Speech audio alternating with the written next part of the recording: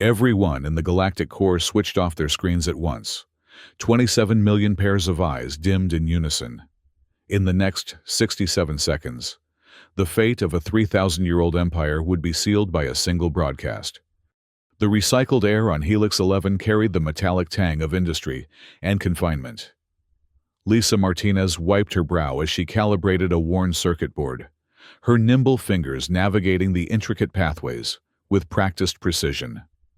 The orbital mining station hummed around her, a constant reminder of humanity's place in the Zephyrian galactic empire. Indentured laborers, little more than biological tools to maintain the vast machinery that fueled the reptilian overlord's dominion across 847 star systems. Through the viewport beside her workstation, the barren surface of Xiphos 4 stretched out below, another world stripped of resources to feed the Empire's insatiable appetite.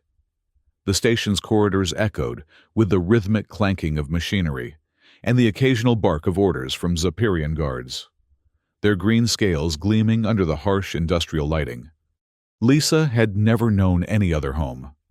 Born 19 years ago in the human quarters of Helix 11, she had spent her life adapting to the rigid hierarchy that placed her species at the bottom. 3 years ago, her parents had died in a mining accident, their names reduced to deletion entries in the station's labor roster.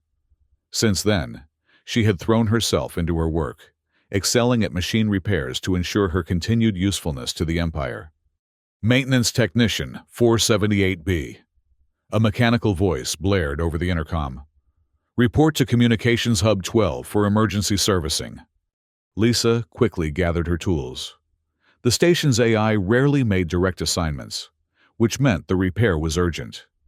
As she navigated the cramped corridors, she kept her eyes lowered whenever Zephyrian officers passed. Drawing attention was dangerous, a lesson her parents had instilled in her from childhood. The communications hub was deserted when she arrived, unusual for the typically busy nerve center. A red warning light flashed on the main transceiver panel, indicating system failure. Lisa set to work, methodically opening access panels and checking connection points. The problem appeared to be a standard signal degradation issue, easily fixed with recalibration.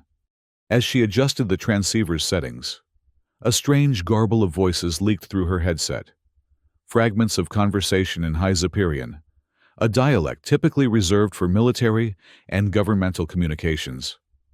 Lisa froze. These frequencies were supposed to be firewalled from maintenance channels.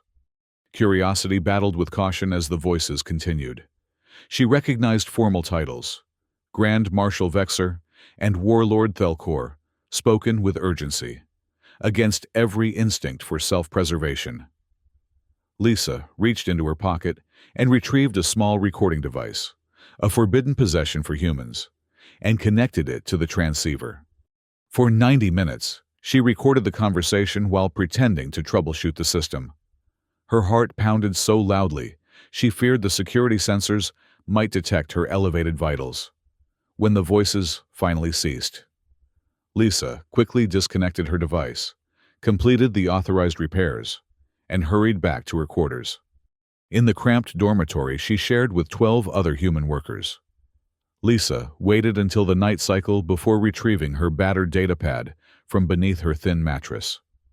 With trembling hands, she connected the recording device and began translating the Zephyrian dialogue.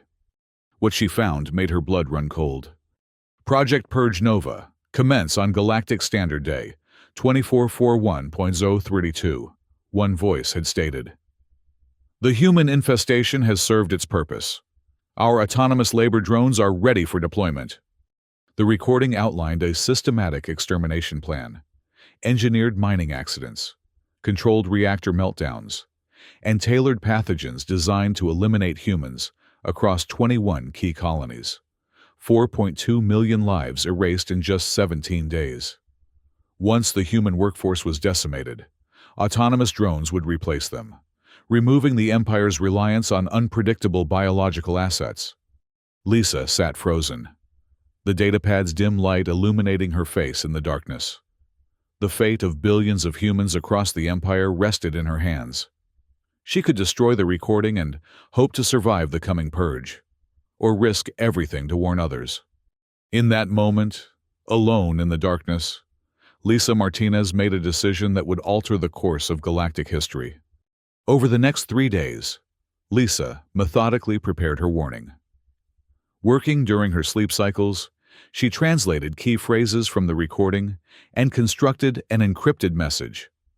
The Phoenix Veil, a rumored network of human resistance cells, was her only hope for distributing the warning. Using her technical knowledge of the station systems, Lisa identified a hidden subchannel in Helix 11's communications array that might bypass Zephyrian monitoring.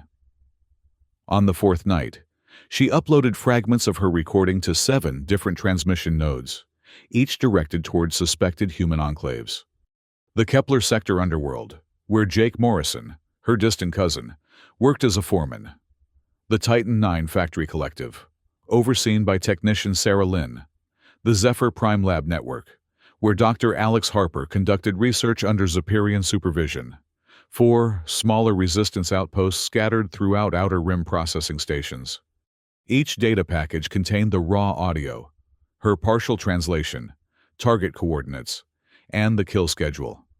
Once the transmission was complete, Lisa methodically erased all traces from the station's logs, removed the recording chip from her datapad, and concealed it within a decommissioned magnetron, buried deep in a maintenance vent.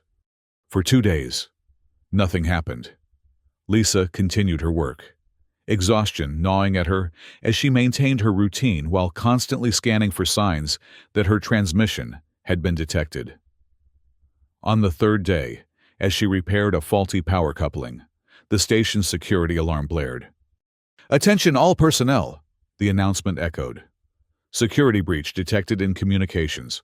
Hub 12. All human workers will report for scanning." Lisa's hands trembled as she closed her tool case. She had been careful. What had she missed? As she joined the line of humans being herded toward the security checkpoint, heavy footsteps approached from behind. Maintenance Technician 478B, a cold, reptilian voice stated, "You will come with me." Lisa turned to face a towering Zephyrian officer, Captain Vex Korlath, chief investigator for Helix 11. His scarred face and cold yellow eyes were infamous among the human workers. The stories of his interrogation techniques had kept Lisa awake on many nights. "Yes, sir," she replied, keeping her voice steady as Korlath's guards flanked her. They escorted her not to the security checkpoint, but to a private interrogation chamber. Inside, her datapad lay on a metal table, its screen displaying fragments of code, residual data from her illicit broadcast. "You've been quite busy, human engineer," Korlath said, his scaled fingers tapping the datapad. "Explain yourself." Lisa maintained her composure, reciting the response she had prepared. "Sir, I accessed a corrupted military feed accidentally during routine maintenance. I reported the signal anomaly to my supervisor." Korlath's thin lips curled into what passed for a Zephyrian smile. "Yet you failed to mention the recording device you connected to our systems." Cold dread washed over Lisa. They knew. The next 72 hours passed in a haze of pain and fear. The interrogation room's energy-warded cell seared her flesh whenever she touched its boundaries. Korlath's questions were relentless, punctuated by periods of isolation where propaganda hollows extolling Zephyrian supremacy played on continuous loops. "Admit you conspired with terrorists, and your death will be quick," Korlath promised during one session, his claws leaving thin lines of blood on her cheek. Despite the physical and psychological torture, Lisa revealed nothing about Phoenix Veil or the recipients of her warning. In her moments of clarity, she clung to memories of her parents, their quiet resilience, their whispered stories of Earth, humanity's forgotten homeworld. "Did I send the warnings too late?" she wondered during her rare moments of solitude.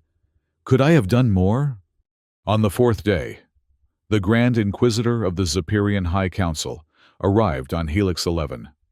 The skeletal Zephyrian, robed in ceremonial armor, read her sentence in the station's assembly hall, before all human workers.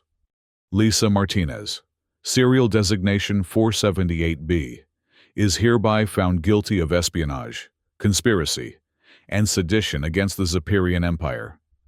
The sentence is death, to be carried out publicly in the Grand Praetorium Colosseum on Zephyr Prime. Let her execution serve as instruction to all lower species regarding their proper place in the cosmic order. Lisa was transferred to solitary confinement to await transport to the capital world. In the darkness of her cell, she prepared her mind for what was to come. If she was to die, she would make her death mean something. She recalled an old lullaby her mother had sung, "When darkness falls, the stars remember," and began crafting the words she would speak in her final moments. The journey to Zephyr Prime took 3 days in a prisoner transport vessel. When they arrived, Lisa was stripped of her work-soiled coveralls and dressed in a plain white shroud, the traditional garb for condemned enemies of the Empire. Through the ship's viewport, she caught her first glimpse of the Zephyrian capital, a sprawling metropolis of golden spires and massive halo cities surrounding the imposing Grand Praetorium.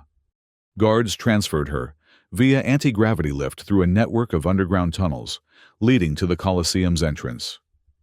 The distant roar of spectators grew louder with each step, until finally, they emerged into a vast arena capable of seating 2 million.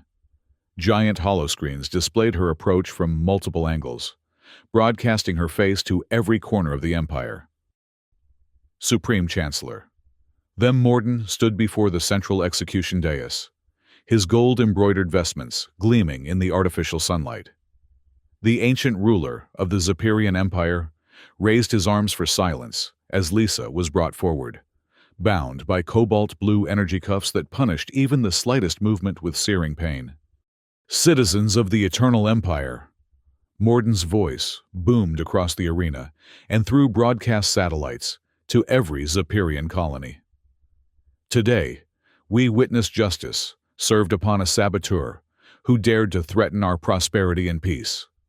The formal charges were read: espionage against the Empire, treasonous contact with terrorist cells, willful endangerment of Zephyrian bloodlines, as Lisa was positioned on the white, sand-covered platform. Her legs trembled with exhaustion and fear, but her mind remained clear. This was her moment, perhaps the only one that would ever matter. As the neural disruptor drones hovered into position above her, Lisa stepped forward. The energy cuffs burned her wrists, but she ignored the pain. When she spoke, her voice carried the strength of conviction that surprised even her. "I am Lisa Martinez, a daughter of Earth's forgotten children. You believe me powerless, a mere tool for your machines. But I beg you to remember, you cannot kill an idea. When my last breath leaves me at 2:33 p.m. Galactic Standard Time, listen carefully. Listen with more than your ears. We, humans, know the truth of who we are. Today I die, but tomorrow, you will see we never truly slept." Her words hung in the air, broadcast across 847 systems. The Colosseum fell silent, 2 million Zephyrians staring in shock at her audacity. Chancellor Morden made a cutting gesture, and the neural disruptor activated. At precisely 2:33 p.m. Galactic Standard Time, Lisa Martinez fell to the white sand, her body still. But across the galaxy, something extraordinary began to happen. In mines and factories, on stations and colonies, humans everywhere suddenly froze. Time seemed to slow, then stop. On Kepler 49, Jake Morrison paused mid-swing, his mining tool suspended in the air. On Titan 9, Sarah Lynn's hands hovered over a robotic assembly interface. In his Zephyr Prime laboratory, Dr. Alex Harper stood motionless over a microscope. For exactly 7 minutes, from 2:33 p.m. to 2:07:33 p.m., every human consciousness throughout the Empire flickered between reality and something else. Vivid images of Earth, vast oceans, humming cities, towering spires of ancient architecture. They saw glimpses of pioneering scientists, experienced memories of unity and defiance during Earth's darkest hours. These were not random hallucinations, but carefully preserved genetic echoes passed down by secret archivist cells that had maintained humanity's cultural heritage despite centuries of oppression. For 7 minutes, humans remembered who they were, not Helot labor, but heirs to a lineage that had once reached for the stars. Dr. Alex Harper's mind filled with star maps and complex AI algorithms he had never consciously studied. Jake Morrison suddenly understood exactly how to override the mining station's power dampeners and rewire its central communication node. Sarah Lynn perceived critical flaws in the factory's robot overseers, vulnerabilities that would allow her to reprogram their directives. At precisely 2:07:34 p.m., the trance ended. Across the Empire, humans resumed their tasks with a new clarity of purpose. On the surface, nothing had changed. They continued working, monitoring, repairing. But underneath, a synchronized plan was already in motion. Between 2:07 p.m. and 2:30 p.m., human workers across the Empire began executing subtle acts of sabotage. Power lines to Zephyrian supervision towers were severed during routine maintenance. Defense turrets were disabled through diagnostic procedures. A hidden binary plus virus, concealed in standard maintenance protocols, was uploaded to every major node in the Empire's subspace network. Factory robots were quietly reprogrammed to ignore Zephyrian commands and protect human operators instead. In Zephyrian command centers, confusion spread rapidly. Why are our communications failing? Why won't the security droids respond? How have we lost thrust control on 13 patrol ships simultaneously? Governors across dozens of systems declared emergency lockdowns, but they lacked the technical expertise to restore functionality to their increasingly unresponsive technology. For 3 millennia, the Empire had relied on human labor to maintain its complex infrastructure, a dependence that now proved catastrophic. Between 2:30 p.m. and 2:50 p.m., the second phase of the spontaneous rebellion took shape. In hidden outposts, the Void Nebula, asteroid fields orbiting dead stars, and other locations invisible to Zephyrian sensors, Commander Helen Brooks rallied the Human Liberation Fleet, 300 warships built in secret over decades by Earth's descendants. They received precise intelligence from Dr. Harper and others, detailing the status of crippled Zephyrian defenses and coordinates where human workers awaited extraction. What should have been an impossible logistical challenge became a masterpiece of coordination, as if all participants were following a script they had rehearsed for generations. At exactly 3 p.m., Commander Brooks's flagship, the EDF Callisto, emerged from hyperspace directly above Zephyr Prime. Its image appeared on every broadcast channel throughout the capital. Zephyrian citizens, hear us. You have witnessed how easily your systems falter when you oppress a people for millennia. I am Helen Brooks of the Human Liberation Fleet. The hour of justice is here. Supreme Chancellor Morden, isolated in his command spire as communications and defense systems failed around him, ordered a desperate counterstrike, the launch of automated gunships programmed to destroy the Callisto. Within seconds, missile arrays hidden on moons and asteroids throughout the system intercepted and disabled each vessel. Zephyrian warships hung motionless in space, their engines and weapons disabled by human engineers who had long maintained those very systems. Morden frantically contacted his planetary governors, demanding unconditional loyalty and immediate military response. Instead, one by one, they reported the same reality. Their cities, factories, and orbital platforms were now under the control of human overseers. The Empire's dependency on human labor had become its fatal vulnerability. At 3:45 p.m., less than 2 hours after Lisa Martinez's execution, Supreme Chancellor, Morden stood in the ruins of his command spire, facing representatives of the human resistance, Jake Morrison, Sarah Lynn, Dr. Alex Harper, and Commander Helen Brooks. Before him lay the Zephyrian Surrender Accords. Article Y dissolved the Zephyrian Empire and proclaimed the establishment of a federation of free worlds, guaranteeing equal rights to all species. "You expect me to sanction the destruction of 3,000 years of Zephyrian rule?" Morden hissed. "No," Commander Brooks replied. "We expect you to acknowledge what has already happened. Your empire ended the moment Lisa Martinez spoke her final words." With trembling claws, Morden signed the document. Across the former empire, the news spread rapidly. Mining stations transformed into independent human collectives. Factories converted from producing weapons to building Starliner transports and terraforming modules. Zephyrian citizens, initially fearful, began cautious negotiations with human councils.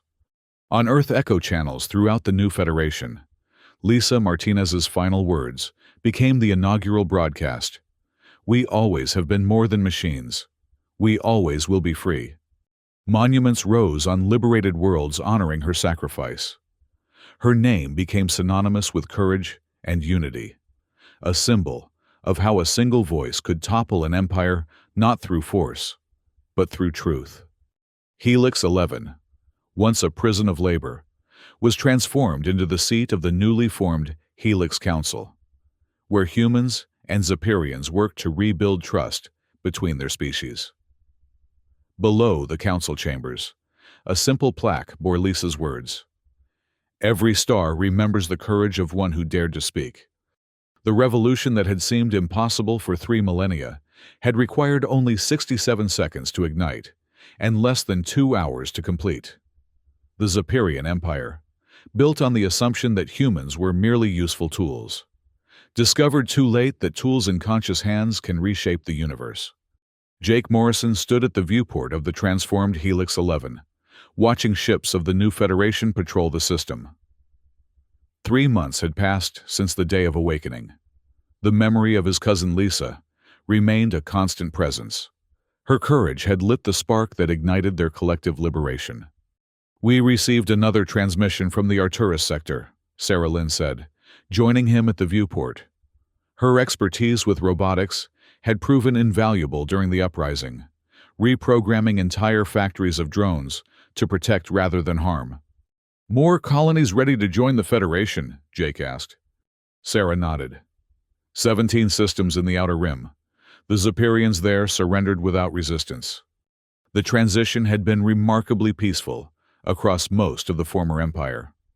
Once the initial shock passed, many Zephyrians recognized the unsustainability of their previous system. Centuries of propaganda had convinced them of human inferiority, but that illusion had shattered completely on the Day of Awakening. In his laboratory on Zephyr Prime, Dr. Alex Harper collaborated with former Zephyrian scientists on a project to catalog and preserve the genetic memory technique that had made their liberation possible. The process, developed by generations of hidden archivists, had allowed crucial knowledge to be passed down despite oppression. "It's remarkable," a Zephyrian biologist named Trisven told him. "Your species found a way to embed cultural memory within cellular structures, something we believed impossible." "Necessity breeds innovation," Harper replied.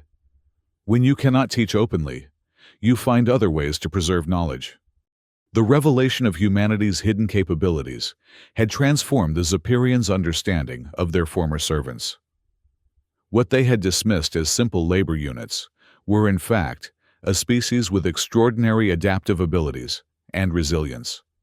Aboard the EDF Callisto, Commander Helen Brooks reviewed reports from the expanding Federation. The ship that had once been hidden in asteroid caverns now openly patrolled the galactic core, a symbol of the new order.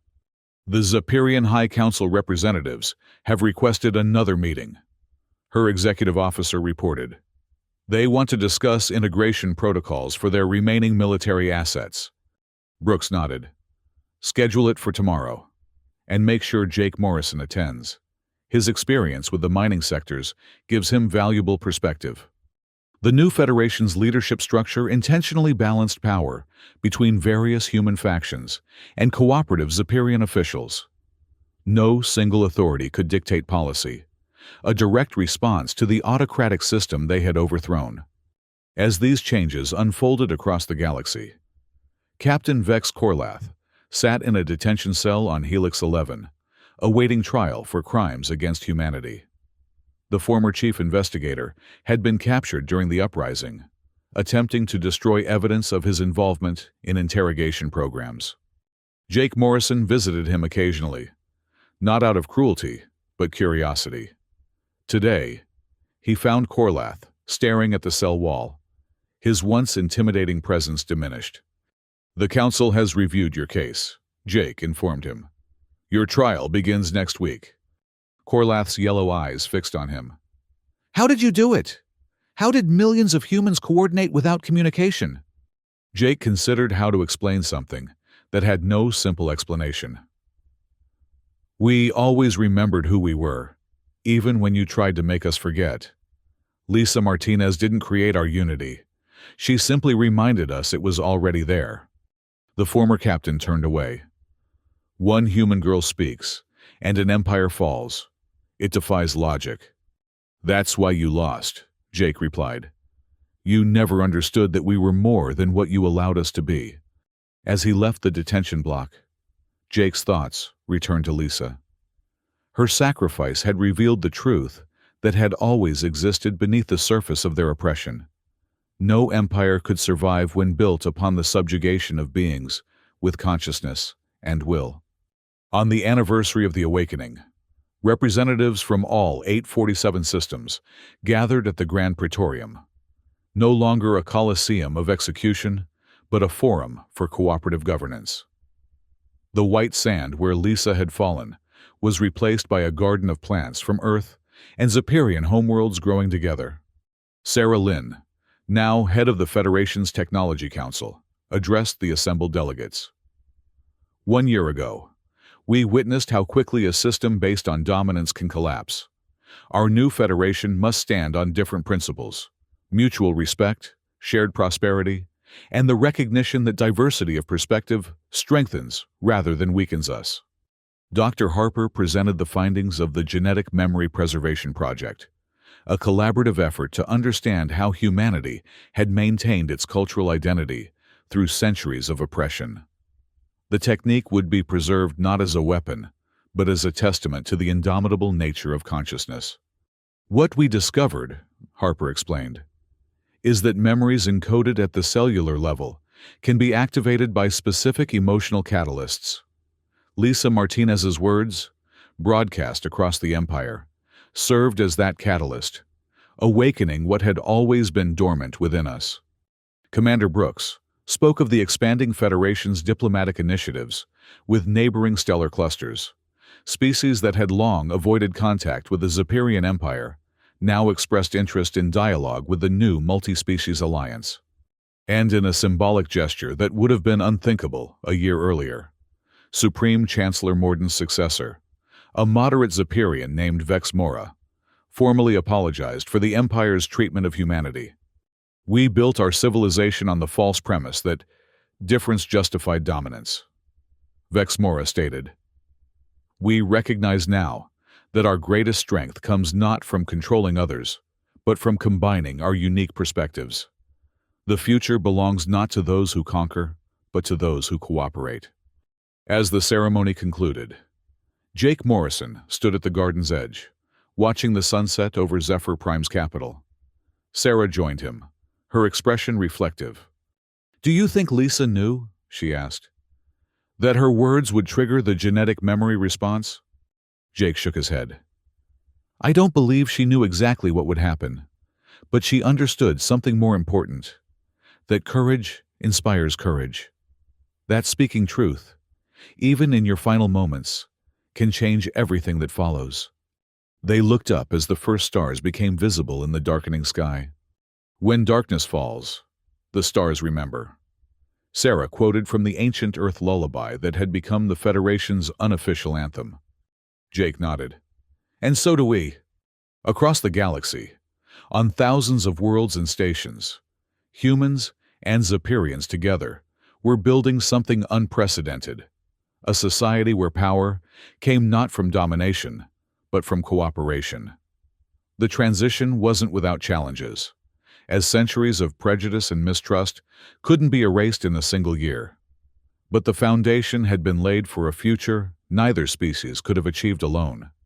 In the central archives of the Federation headquarters, a simple hologram displayed Lisa Martinez's face, not as she had appeared in her final moments, exhausted and bound, but as she had been on Helix 11, a young engineer with determined eyes and hands skilled enough to repair broken machinery. Beneath the hologram, a plaque bore the words that had changed the course of galactic history. "You cannot kill an idea. We know the truth of who we are."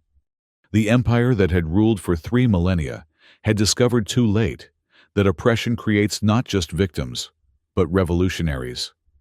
And in the silence, after Lisa Martinez's final heartbeat, an entire species had remembered its power. Everyone in the galactic core had switched off their screens at once. 27 million pairs of eyes dimmed in unison.